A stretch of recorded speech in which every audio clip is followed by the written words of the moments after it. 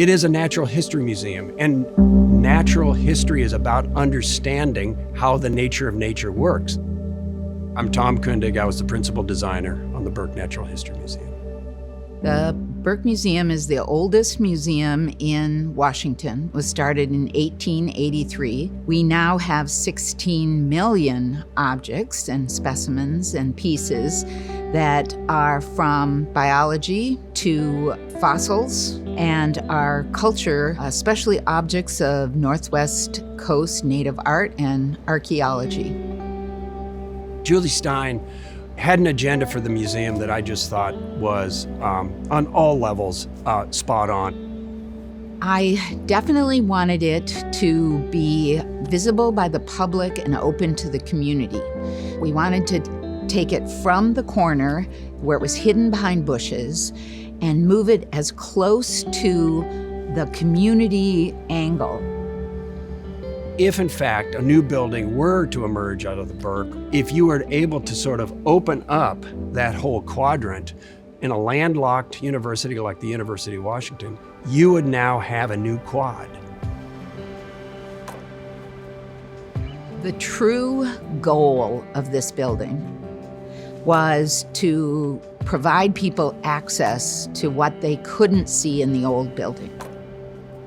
I said, I'm imagining that there'll be windows and that it will just be transparent. And I had no idea how to do that. And the word transparency became one of the powerful words in this project. I could tell she wanted to evolve the nature of these museums. Well, that means you're risk-taking because you don't have examples out there. This is a museum that's all about transparency and all about clarity. It's about the soul of a building. Well, as soon as she said something about looking through a building, immediately that raised all sorts of issues of transparency and porosity. Sometimes I refer to it as the Swiss cheese kind of analogy, where there's a bunch of holes in different places. Now, those holes are somewhat strategically located to be transparent, but it's also supposed to be protective. All of us that have experienced more traditional museums know that there was a certain sense of almost disinviting. You almost felt intimidated. The Burke is intended to be exactly opposite of that. It's intended to invite, to be accommodating so that you can go in and you make your own path in a sense, and you can assemble your own experience rather than being sort of directed into a certain experience. I said to Tom, is there any way that we can make this museum a place filled with light and a place where you always know where you are? And he solved that problem with this glorious central stairway. He put skylights on the top that just fill the central part of the museum with this light. And every floor, there is a window in the north and a window in the south. And it was a brilliant solution, and it's beautiful.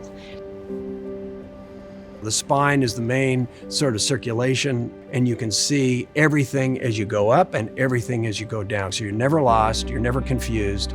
You're actually focusing on what you're supposed to be looking at, which are the exhibits. People would come in, they'd see how the researchers work, they'd see how the curators work. One collections manager, after he'd spent a day or two, he said, I can't believe the public is interested in what I'm doing. I thought it was boring. The public has been overwhelmingly gleeful about watching people work. Children love to watch the bioprep lab, where they are really, taking apart an animal, and the parents are begging their children to leave the window. We have to go home. Well, this opens up the cafe directly to that future courtyard, that future garden courtyard, and it also becomes a canopy in a sense for additional seating. It goes back to using our heads like our ancestors used, rather than our motors and our machines. It's the architecture and the placement of the galleries and the workspaces and the collections that makes the magic happen. As an architect, it's not really about the building, it's about how it shapes the space and what people are doing in the space. That's the most fascinating thing. It's like an observer. And I just love watching the kids get all worked up about, the dinosaurs and stuff. And then older people like myself that actually are really super focused and fascinated about an artifact and the history of that artifact and just making those connections. That's my favorite thing in the museum, is watching the people.